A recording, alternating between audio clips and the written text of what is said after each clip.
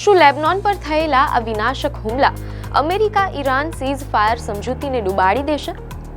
કેમ શાંતિની જાહેરાતના ગણતરીના કલાકોમાં જ ઇઝરાયેલે 10 મિનિટમાં 100 જેટલી મિસાઇલો છોડી?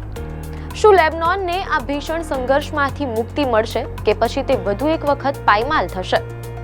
જાણો આવનારા 24 કલાક કેમ છે સમગ્ર મધ્ય પૂર્વ માટે અત્યંત નિર્ણાયક.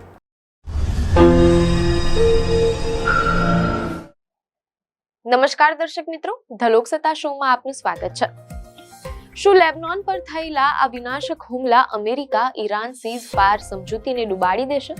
કેમ શાંતિની જાહેરાતના ગણતરીના કલાકોમાં જ ઇઝરાયેલે 10 મિનિટમાં 100 જેટલી મિસાઇલો છોડી?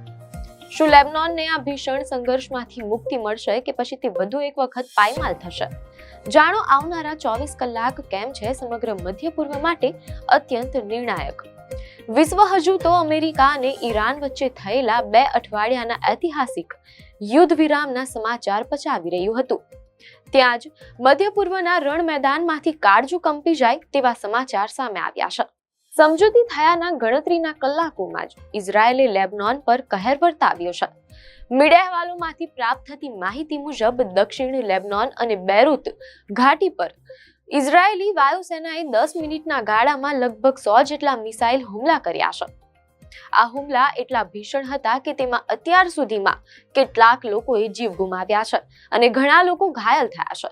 જે યુદ્ધ વિરામથી શાંતિની આશા જન્મી હતી તે લેબનોનના આ લોહિયાળ વળાંકને કારણે હવે જોખમમાં મુકાઈ ગઈ હોય તેમ લાગી રહ્યું છે.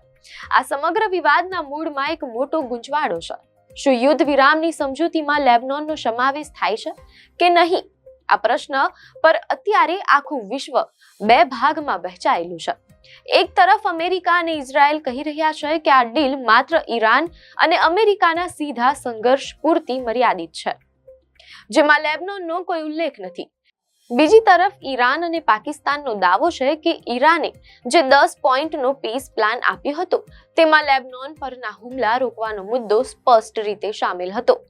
આ મૂંઝવણ અને વિરોધાભાસ અત્યારે મધ્ય પૂર્વને ફરી એકવાર મોટી વિનાશક આગ તરફ ધકેલી રહ્યું છે.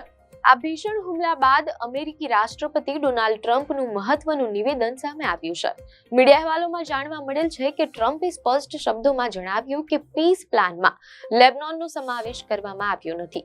તેમણે પ્રતિક્રિયા આપતા કહ્યું કે હિઝબુલ્લાહ પર ઇઝરાયેલનો હુમલો એક અલગ જંગ છે અને હિઝબુલ્લાહની ગતિવિધિઓને કારણે જ લેબનોનને આ સીઝ ફાયર સમજૂતીમાં સામેલ કરવામાં આવ્યું નથી.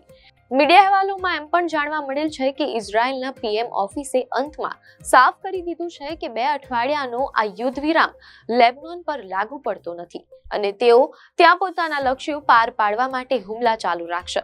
ઈરાન આ બાબતે અત્યંત આક્રમક મૂડમાં છે.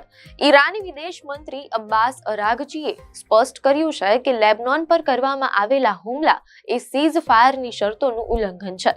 તેમણે પાકિસ્તાનના પીએમ શહબાઝ શરીફની પોસ્ટને શેર કરતા લખ્યું કે અમેરિકાએ હવે નક્કી કરવું પડશે કે તેને યુદ્ધ વિરામ જોઈએ છે કે ઇઝરાયલ દ્વારા યુદ્ધ ચાલુ રાખવું છે. આ બંને બાબતો એક સાથે ચાલી શકે નહીં. આ રાજદ્વારી ખેંચતાણ વચ્ચે મીડિયા અહેવાલોમાંથી એમ પણ જાણવા મળેલ છે કે તહેરાને ફરી એકવાર હોર્મુઝની સામુદ્રધુનીને બંધ કરી દીધી છે. જો કે આની હજુ સત્તાવાર પુષ્ટિ થઈ નથી, પરંતુ જો આ વાત સાચી હોય તો વિશ્વના તેલ પુરવઠા માટે આ ખૂબ જ જોખમી સંકેત છે. જો લેબનોનમાં હિંસા ચાલુ રહેશે તો ઈરાન હોર્મુઝના રસ્તે આર્થિક રીતે આખી દુનિયાને ઘૂંટણીએ લાવી શકે છે, જેની સીધી અસર પેટ્રોલ ડીઝલના ભાવ પર પડશે. મીડિયા અહેવાલો અનુસાર ઇઝરાયેલના આ 10 મિનિટના મિસાઇલ પ્રહારમાં કેટલાક લોકોના મોત થયા છે અને ઘણા લોકો ગંભીર રીતે ઘાયલ થયા છે. ઇઝરાયેલે કુલ 100 થી વધુ સ્થળોને નિશાન બનાવ્યા છે, જેમાં અનેક ગીચ વસ્તી ધરાવતા રહેણાંક વિસ્તારોનો પણ સમાવેશ થાય છે. બેરુત ઘાટીના દ્રશ્યો હચમચાવી દે તેવા છે, જ્યાં ચારે તરફ કાટમાળ દેખાઈ રહ્યો છે. ઇઝરાયેલનો દાવો છે કે તેઓ હિઝબુલ્લાહના ઠેકાણાઓ પર હુમલો કરી રહ્યા છે, પરંતુ જમીની હકીકત એ છે કે સામાન્ય નાગરિકો આ મોટા દેશોના અને સંગઠનોના ગૂંચવણમાં હોમાઈ રહ્યા છે. મીડિયા અહેવાલોમાં જાણવા મળેલ છે કે આગામી 10 એપ્રિલના રોજ પાકિસ્તાનના ઇસ્લામાબાદમાં આ સમજૂતીને લઈને પ્રથમ મહત્વની બેઠક યોજાવાની છે. પરંતુ લેબનોનની વર્તમાન સ્થિતિ જોતા આ બેઠક પર જોખમના વાદળો ઘેરાયા છે. જો લેબનોનમાં હિંસા નહીં અટકે તો ઈરાન આ બેઠકમાં ભાગ લેશે કે નહીં તે એક મોટો પ્રશ્ન છે. પાકિસ્તાનના પીએમ શહબાઝ શરીફે પહેલાથી જ સોશિયલ મીડિયા પર જાહેર કર્યું હતું કે પીસ પ્લાનમાં લેબનોન સામેલ છે, પરંતુ હવે અમેરિકા અને ઇઝરાયલના ઇનકાર બાદ પાકિસ્તાનની મધ્યસ્થી ભૂમિકા પર પણ સવાલો ઉઠી રહ્યા છે. નિષ્કર્ષમાં કહીએ તો મધ્ય પૂર્વમાં શાંતિની જે આશા જન્મી હતી તે અત્યારે અત્યંત નાજુક તબક્કામાંથી પસાર થઈ રહી છે. અમેરિકા, ઈરાન, ઇઝરાયલ અને પાકિસ્તાન વચ્ચેની રાજદ્વારી ખેંચતાણ અને જમીન પરના ભીષણ હુમલા એ સાબિત કરે છે કે આ સમજૂતી અત્યંત નાજુક તબક્કામાંથી પસાર થઈ રહી છે. હવે પ્રશ્ન એ છે કે શું લેબનોનના નિર્દોષ નાગરિકોને આ લોહિયાળ સંઘર્ષમાંથી મુક્તિ મળશે કે પછી રાજદ્વારી ગૂંચવણમાં લેબનોન વધુ એક વખત પાયમાલ થશે? તે તો હવે આવનારા 24 કલાકમાં જ ખબર પડશે. આપને માહિતી સારી લાગી હોય તો વિડીયોને લાઈક અને શેર કરજો, ચેનલને સબસ્ક્રાઇબ કરજો.